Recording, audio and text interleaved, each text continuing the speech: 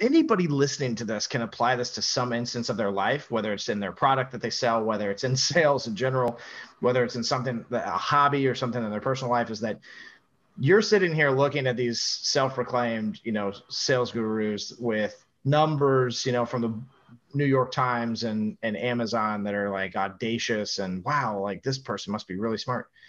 And meanwhile, when you talk to the people that are actually using their tools, reading their books, learning their ways, even the ones that say things like, yeah, I learned a ton from that book, it's so good, they're not doing anything the books say. Welcome to the RockstarsRocking podcast, powered by Voluntary Disruption, a show dedicated to people who are crushing their business and life goals. These are bite-sized conversations with leading rock stars in their respective industry who are pumped to share their story to help drive you to the next level. So, are you ready to rock? Speaking of rock stars, here's your host, Eric Silverman.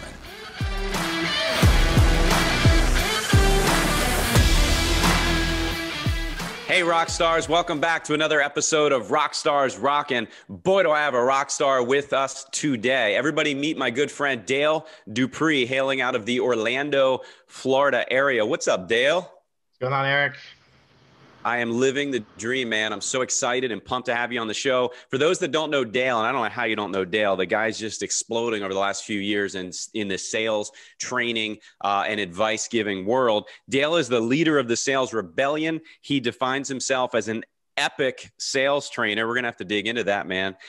Keynote speaker, podcast host, just all around sales ninja extraordinaire, in my opinion. As I said to him right before we hit record, I've been stalking him on LinkedIn and social media quietly for quite a while. I'm one of those guys on LinkedIn, Dale. I don't always like or comment on your posts, but I'm watching. Let's talk about that for a second. Do you believe that there's a lot of guys or ladies in the industry of sales and marketing that are like me? They don't always comment, they don't always like, but they certainly absorb.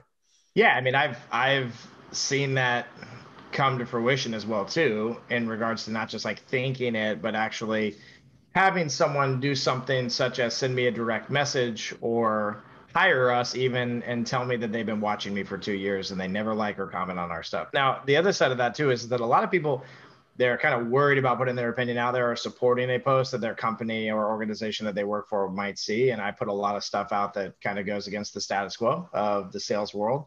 And so there's a real fear in some cases because of that. It's not made up. Matter of fact, I had somebody just about 3 weeks ago now hit me up and say, so I put a comment on your post like 6 months ago, and one of the people at my company saw it, turned it in, and they fired me. Get out of here. Real life. And I said the same thing. I was like, are you serious?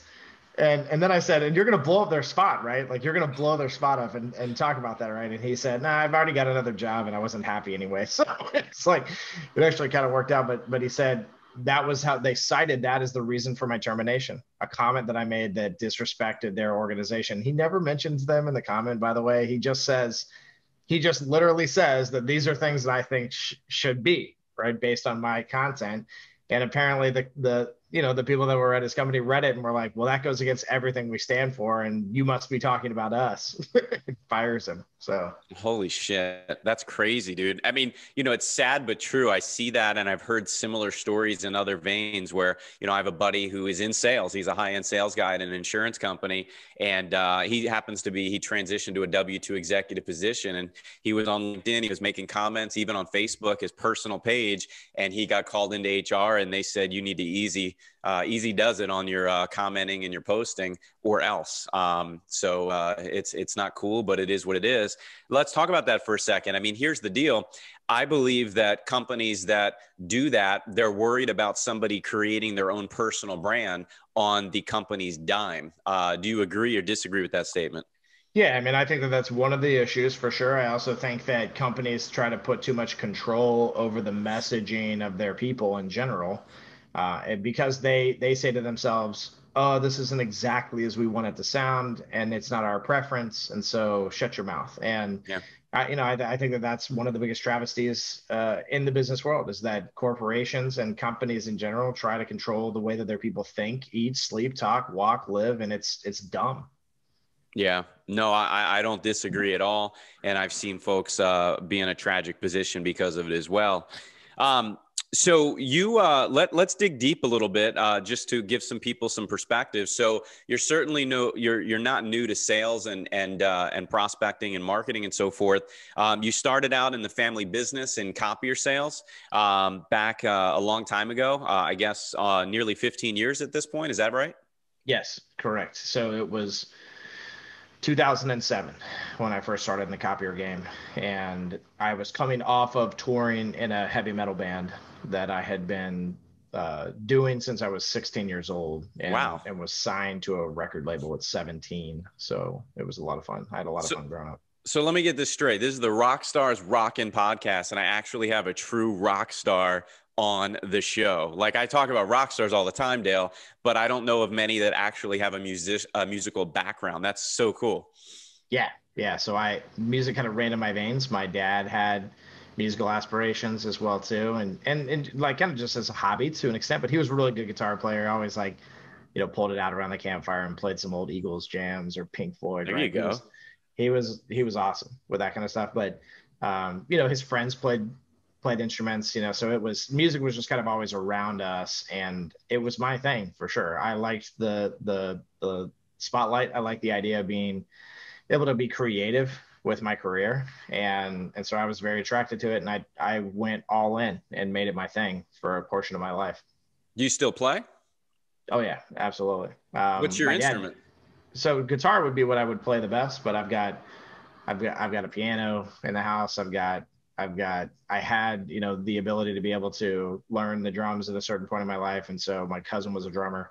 So I'm not the best at that, but I'm good at rhythms and keeping a beat in general. I'm super creative, right? So the thought is that I use those kind of mediums to just allow myself to kind of let loose and unload a little bit of that stress at the same time too. So if you ever went to like Sam Ash or Mars music when you were growing up at some point, or somebody that's listening to this now, and you heard the kid in the corner playing the drums super loud and just doing their thing, it was probably me if you were in Orlando. That's awesome. There you go. See, I'm learning already. I did not know that. You probably have talked about it before and even on LinkedIn, but I didn't know that. So there you go. Let me ask you a question. You left the copier world in early 2019, roughly January, and you launched the Sales Rebellion in, I would say, I guess, February, March timeframe. I think March. But my question for you is, you went into a crowded space, in my opinion, being in sales my whole career, 21 years. You went into what I call a crowdy, noisy space of sales trainers, marketers, keynote speakers, everything that you're doing. How did you differentiate and stand out from the pack of all the old school and even new school sales gurus, those with the books and the preaching of do this, not that? I get this question a lot, and I kind of have the same answer for it across the board, but I like to just dive into it a little bit deeper every time as well too. And one of the first things that comes to mind is just when I think about my sales career, I think about the influence that other people had on it. That's where I start. And when I think about that, I think about the things that had an influence on it were my passion for people, right? So the people that I was passionate about, especially whether that be my wife, but back then girlfriend, whether it be my father, who was also my mentor, whether it be a couple of friends I had in the community that were really good at sales. Those were the people that truly influenced me. Other people that influenced me in the space were like my old skateboarding friends, and like biking friends, like in their careers in extreme sports and like being sponsored and basically running businesses, right? Because I feel that everybody's in sales, that a teacher sells knowledge, and a broker sells a network, for example. I also believe that a buyer sells themselves. So when we look at the bigger picture of what sales truly is, for me, it was that when I started reading, like the first chapter of a Brian Tracy book that I then put down and never picked back up, it wasn't because I didn't like Brian Tracy. He's a great dude. It was because I felt that there was an influence from those people coming into my life that wasn't really needed, number one. Because as I looked at their ideas of like systems and processes, I thought, well, I already have this stuff, and it's way more natural than what a lot of these people are teaching and preaching. So, so people like Stu Heineck were my actual silent mentors, guys and girls that were in the industry that were very creative. They were seen as marketing people more than they were sales, because I believed also sales is marketing. Marketing is sales. It's two very important departments inside of an organization that we put the label of department on way too much, or put into a box too tight or too small.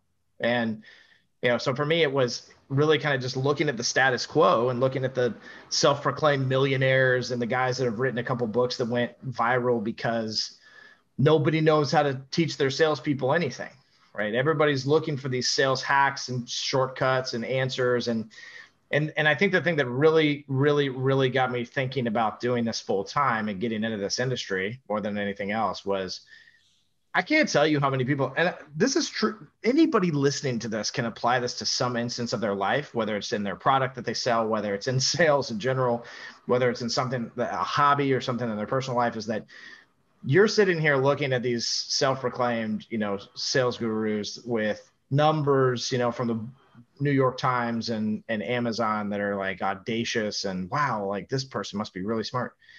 And meanwhile, when you talk to the people that are actually using their tools, reading their books, learning their ways, even the ones that say things like, yeah, I learned a ton from that book, it's so good, they're not doing anything the books say.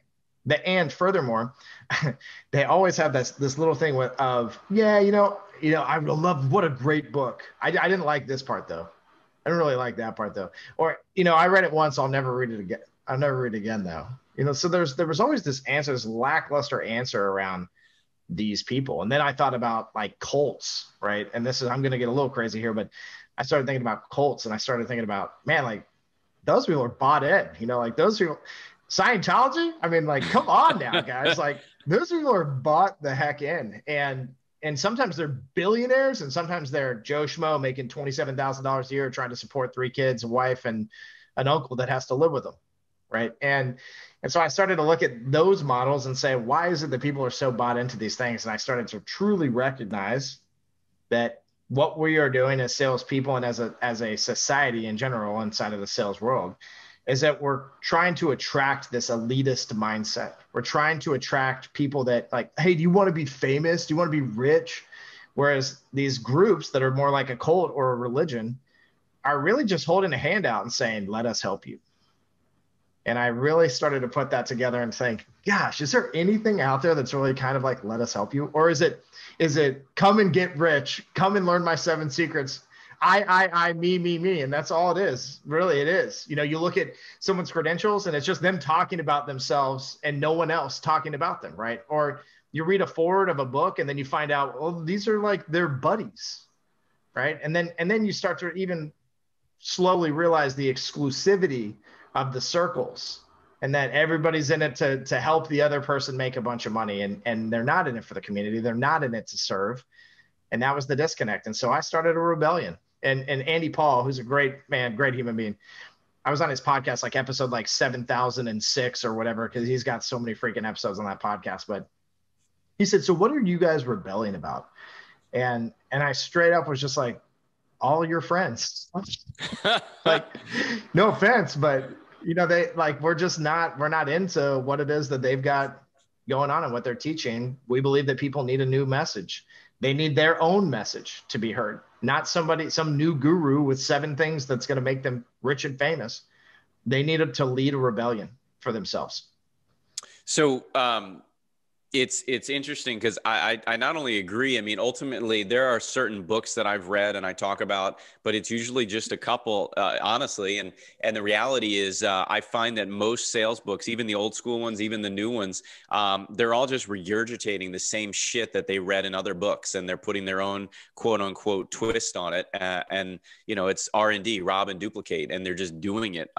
out in the open. So I love what you say. I love the rebellion. Let me ask you, what about a sales guy or a sales lady out there, a Rockstar Pro, who is in a W-2 or even commission sales is fine. They're out there and they're kicking ass, but they too, just like you, want to move on from that industry. They would like to, maybe they want to be a sales guru. Maybe they want to start something else completely. But the key question I want to ask you is, what can they do now to start laying the groundwork? Because I can't imagine you didn't think about doing this while you were still selling copiers and kicking ass there. So how can they lay the groundwork to move on to something different? Every single moment of your life inside of your walk culminates into the legacy that you're leaving. So it doesn't matter what it is that you think you might want to do or not do. Because you're right. I didn't sit around in my band going, I can't wait till I can sell copiers, till I can quit touring the world and go sell copiers, right? And then when I was selling copiers, I wasn't like, I can't wait to do this for the rest of my life, or even thinking like, what other sales jobs could I go to? Like commercial painting, that sounds super sexy. Or, like I wasn't sitting around thinking these things and manifesting anything specifically. What I was doing was I was creating and manifesting my own legacy through the destiny concept of, here's where I am now. I need to meet myself there, and I need to build around this. I need to say, do I want to be a salesperson or do I want to be a successful person? I needed to sit back and say, do I want to be a salesperson or do I want to be a servant leader? I had to sit back and say, do I want to be a salesperson or do I actually want to be liked by my community? So I had to sit back and really like tango with the opportunities versus the right things to do as well, right? Like all the little instances of crossroads that you have in your walk of, hey, you could just kind of get away with this right here. Or, hey, you could just kind of white lie to the prospect and they're never even going to know anyway and get the deal. Hey, you could just like put a little bit more profit in the deal while they're not looking here by doing this. Or, hey, you could go back to them and on the T's and C's and just really like bring them to their knees now that they've made the commitment after 60 grueling days of RFP work, because they're not going to revert back to that. Like there's all these little things that we have opportunities to do in our sales walk that are extremely wrong, but they're looked at as not a big deal. We're in sales. We make money. That's what we do. Right. Now I'm in sales. Like I'm a leader. I love people. I want to see a community flourish around me. I'm okay with being wrong. I'm okay with being weak in moments. I'm okay with being vulnerable, as long as it pushes and helps others to be successful. So if anybody out there is listening right now thinking, what do I want to do next? Or who do I want to be when I grow up? And that can go for the person that's 55 years old to the person that's 15, right? All those questions apply. And the thought is that like, you've already got it in you. You've got it in you. And every day you're fulfilling what it is that you want to do. You just need to remember to stay true to that destination that you're heading toward. What is the destination? Stop looking at the destination as like 55 retired, 60 retired, living in an island, paid off my house. Like some of those things are cool, but what do they really do for you, right? What are they really growing, in you and also around you? What kind of seeds are you planting? What are you nurturing? What are you seeing? We tend to look so short-sighted, and we tend to have a scarcity mindset, whether we know it or not, in most things.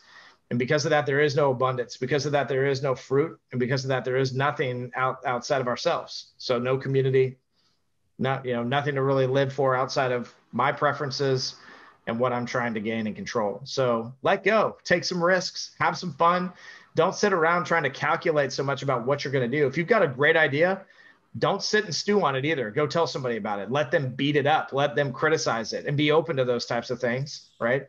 And then tell yourself the truth, right? Which is that you're all scared. Everybody listening, just like I was, you're all scared to stop, getting a paycheck from somebody else. You're all scared.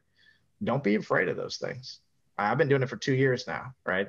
And yeah, like it gets a little frustrating and sometimes it gets a little silly and sometimes it gets a little stressful. I literally have never felt more free in my life though. Because all the things I just said, like the negatives, I've had all those feelings working for someone else, right? This is nothing new.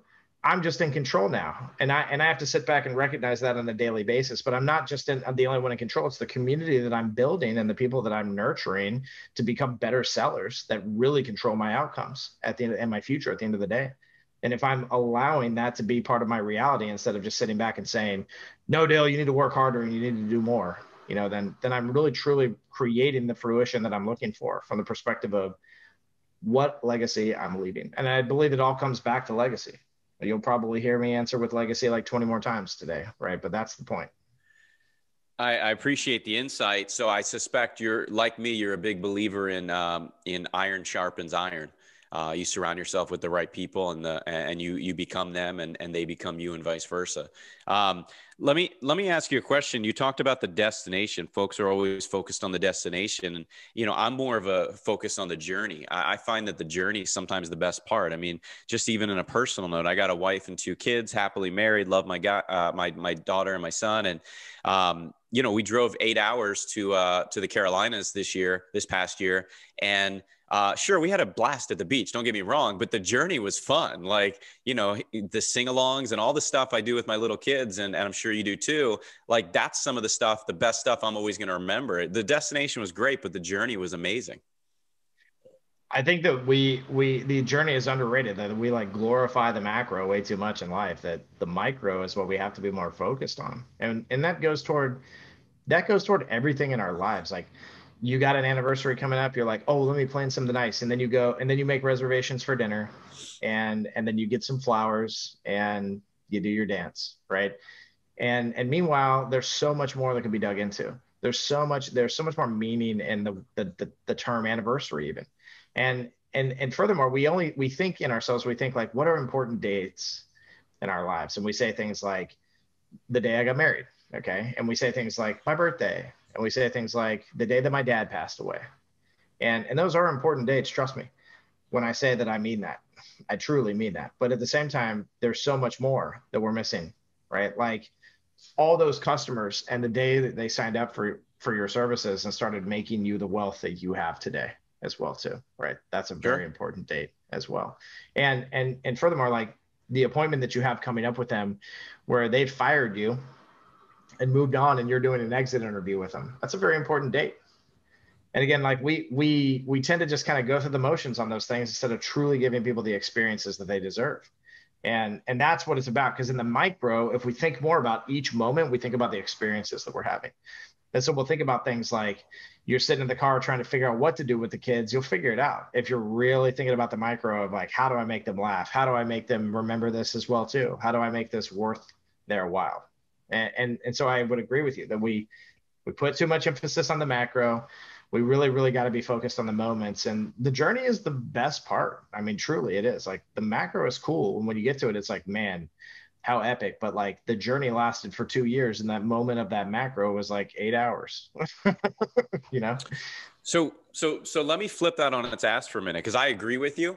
But I've had folks talk about, from a sales perspective, I've had sales, quote unquote, gurus and trainers, folks that I didn't hire, but back in my insurance days when I was with a carrier, they'd hire these, $50,000 speakers or more who would come in and teach you how to sell. You know who I'm talking about, all those types of folks. And a lot of times they'd preach, when you're selling, you have to sell the destination, and the journey could be full of rumble sticks. It could be bumpy, and you got to get your prospect to understand the transition and the journey is not what they want to focus on, but they want to focus on the destination. So complete opposite of what we just talked about. What do you think about it from a sales perspective when you're out talking to a prospect? Yeah, I think the journey is the same. I think that we try to rush into the sale too fast. I think that our process is convoluted, and the way that gurus lay it out even is convoluted. And listen, like I'm not talking smack about these people. Some people label me as one of these guys and girls, right? So, which I'm okay with, because the perception is what it is. And so people can label me that all they want.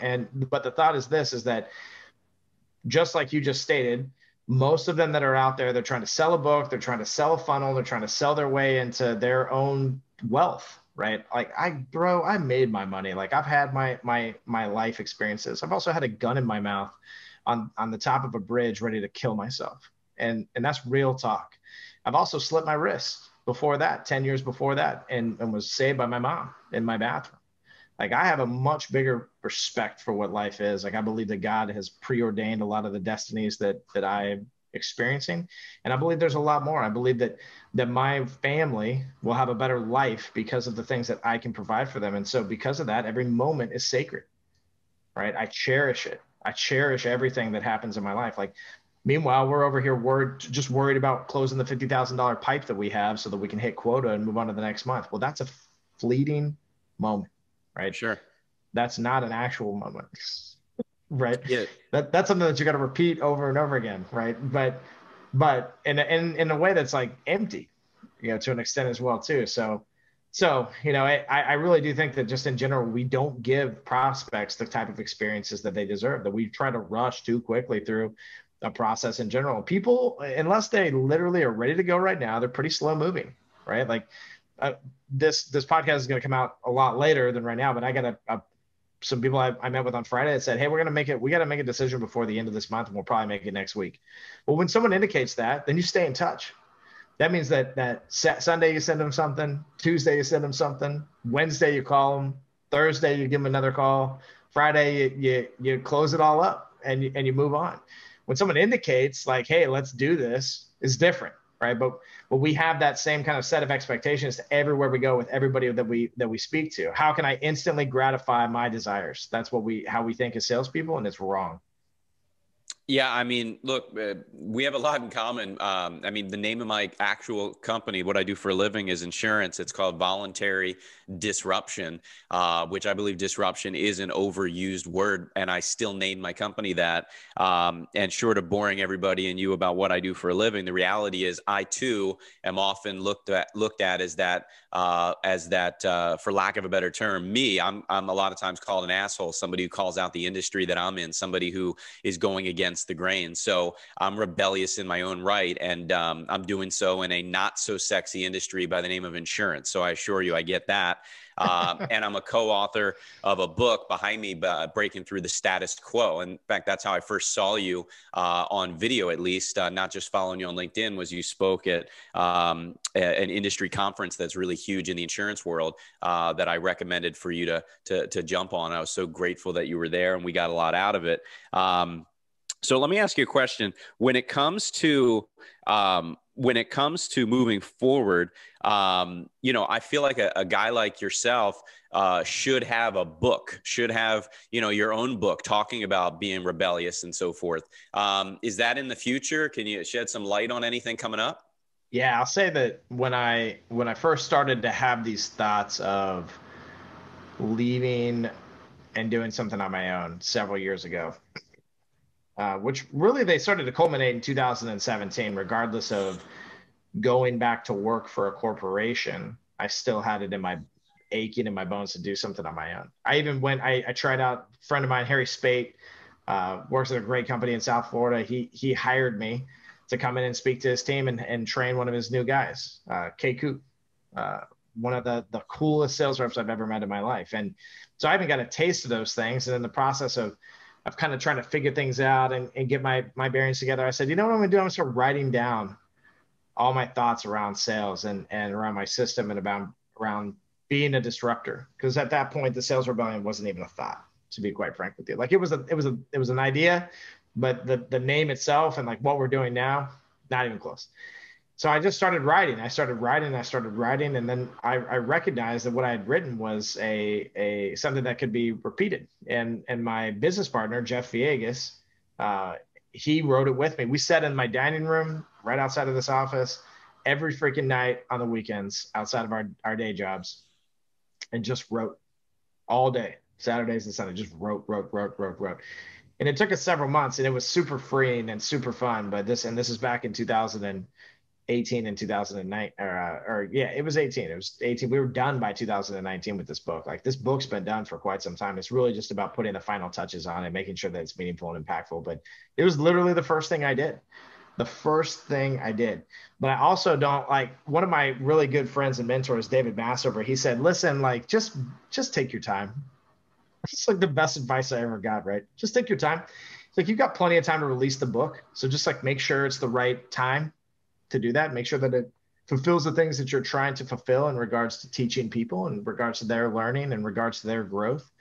Do the book and yourself a service. and chill.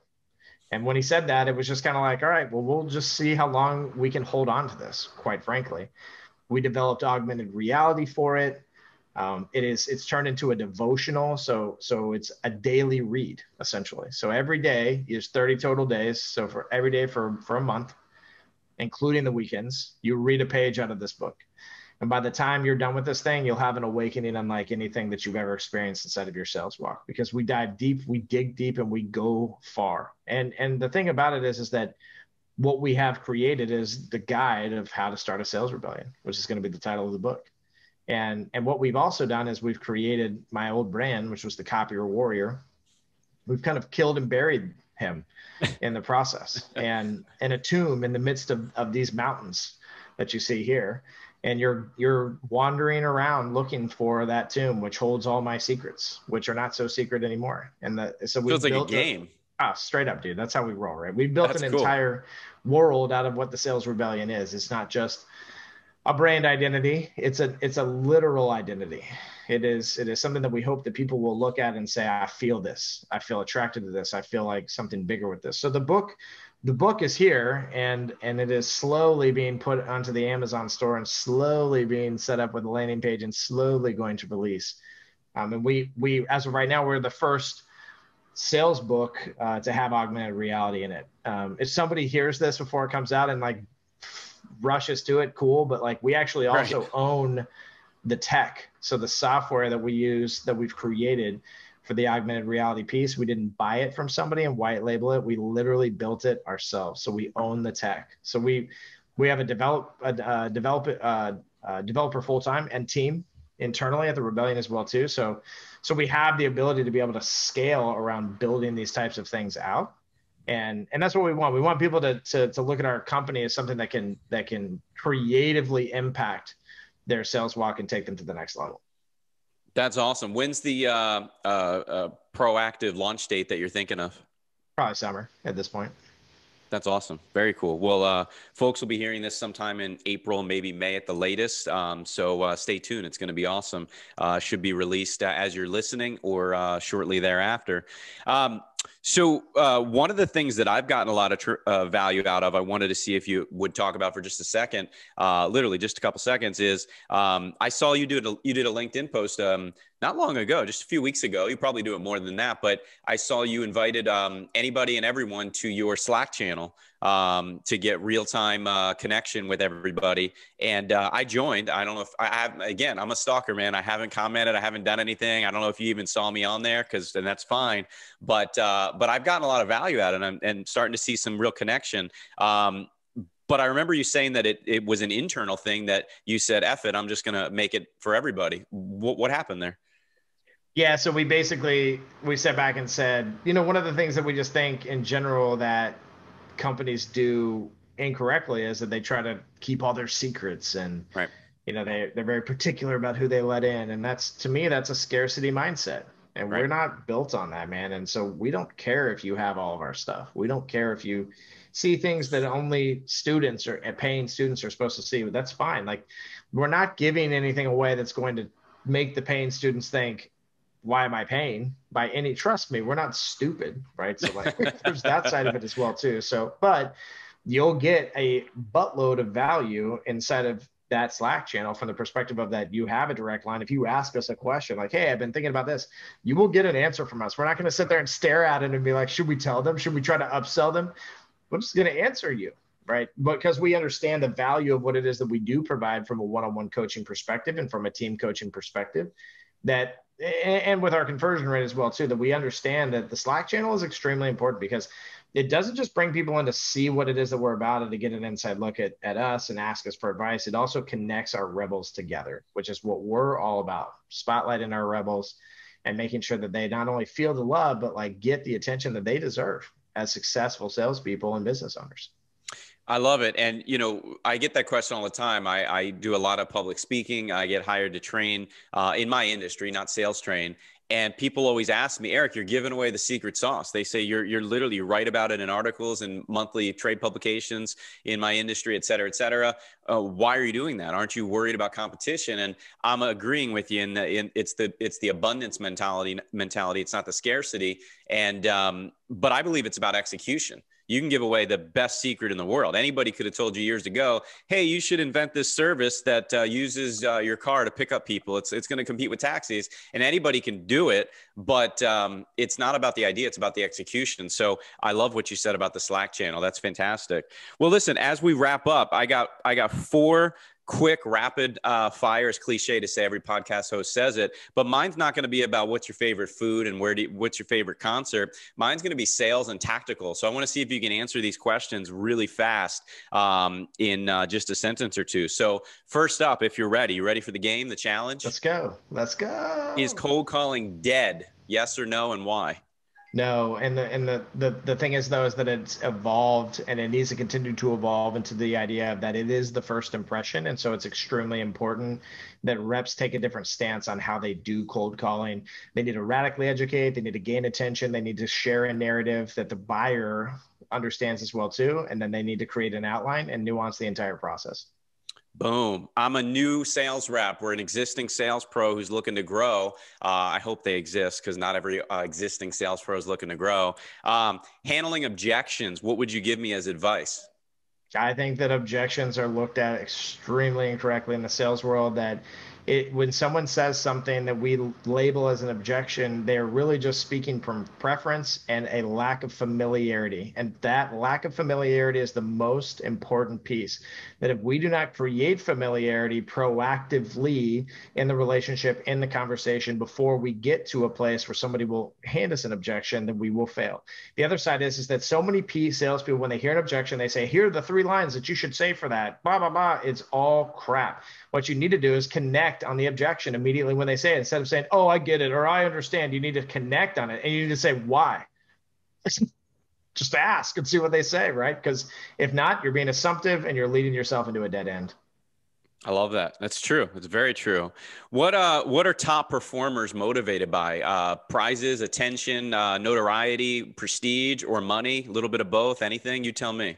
Well, I think there's 2 types of top performers. There's the type of top performer that is a lone wolf, and really is motivated by those types of things that are very materialistic, and they've been cultured to feel that way as well too. That this is what sales is, and this is going to make you happy. But I guarantee you that most of them listening right now, even though there is some happiness, that there's also a ton of failure and defeat in the midst of that as well too. And maybe they're not as happy as they think they are because they glorify the status. They glorify this number 1 rep role concept. I believe that real top performers care more about the culture. They care more about the community. They care more about the mindset of a servant leader than they do of the things that they have and the stuff that makes them look fancy. And I believe that when they tap into that fulfillment and happiness are in abundance, and they're always present instead of being chased after year over year over year. I like that too. What about this last one? LinkedIn presence, right? You have a large following, more than 50,000 people follow you on LinkedIn. I'm only about half of that, so I'm looking up to you, my friend. How do I create a presence on LinkedIn? I notice in your case, you do a ton of word posts where it's literally just words and words and words, and people read the hell out of it. Very few pictures and certainly some video. What's your take on developing a LinkedIn presence? Really, honestly, whatever works for you. There are tons of little hacks, and like the algorithm loves like short posts right now because of the dwell time. So if your post can be read without somebody clicking see more, then you'll actually get more unique views because of it. And because of that, the system itself will push you deeper into the algorithm. But is that tribe building or is that algorithm hacking? It's what I always ask people. And so people come to my page because I write stuff and I challenges them, and sometimes it makes them mad and sometimes it makes them happy. And because they get an emotional context though around like my brand and what it is that I've created, they come back. And when they don't come back, they're not part of my tribe, and it's okay. So I would say And I do post a picture every now and then. I do post a video every now and then. But really, like, if you want to find those things, follow me on TikTok, follow me on Instagram. There's other platforms that I'm utilizing daily, just like I am on LinkedIn, where you can get content that's more up to speed with how it is that you would want to consume it, where LinkedIn gives me the opportunity to write 1,300 characters every morning. So that's what I do. Boom. All right, man.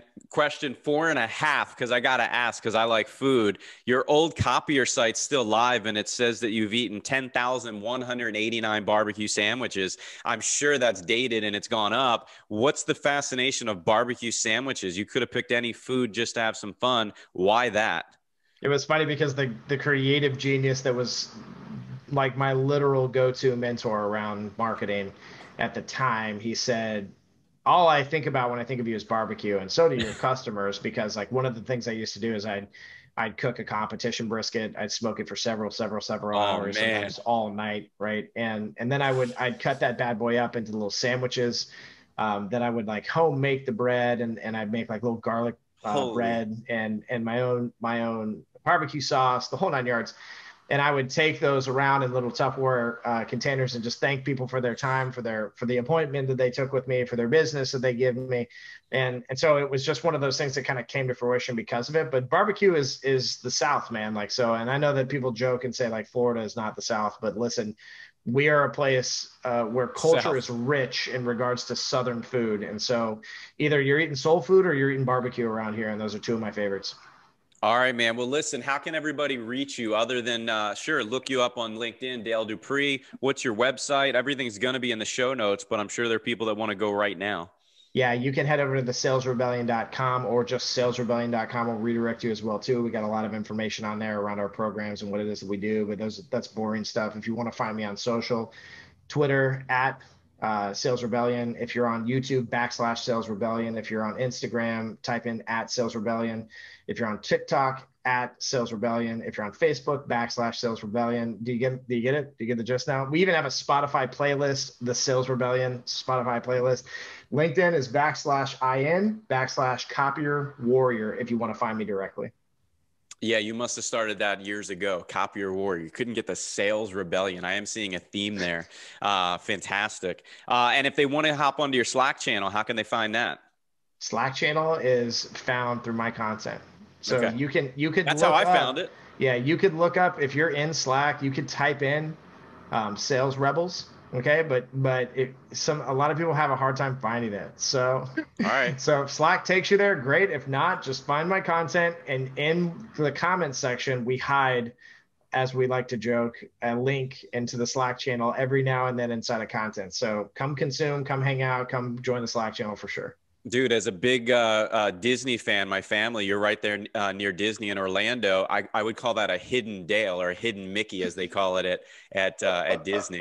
So that's your nice. Hidden Mickey. I love that. Nice, bro. Nice. All right. Well, listen, I appreciate you coming on. I really do. I'm excited for everybody to hear this. I hope they enjoyed it as much as I did. It was a pleasure to meet you. And for those that don't know, I mean, I don't think you have a social media person answering your DMs, because it seemed genuine as F when I just messaged Dale right on LinkedIn and said, "Hey man, here's my podcast. Would you come on?" So don't pitch him in the DM, guys. But if you want to chat, I suspect he's open to a chat. Is that right, my friend? It's all me, baby, on any site. All right, perfect. Well, for everybody behind the scenes at the RockstarsRocking podcast, because trust me, I just hit record and asked some questions. I got a whole back office that puts this together. I appreciate them so much. For them, I'm Eric Silverman. That's Dale Dupree, sales legend, leader of the Sales Rebellion. And if you have any questions, comments, etc., please drop them in the comments section below, and connect with Dale if you're not already connected. His stuff is out there. It's total badass fire. Thanks, Dale, for coming on, man. Cheers, Eric. Thanks so much for tuning into this episode of the RockstarsRocking podcast. If you haven't done so already, make sure you're subscribed to the show wherever you consume podcasts. And if you feel so inclined, please leave us a review. 5 stars would totally rock. Until next time, Rockstars, keep rocking.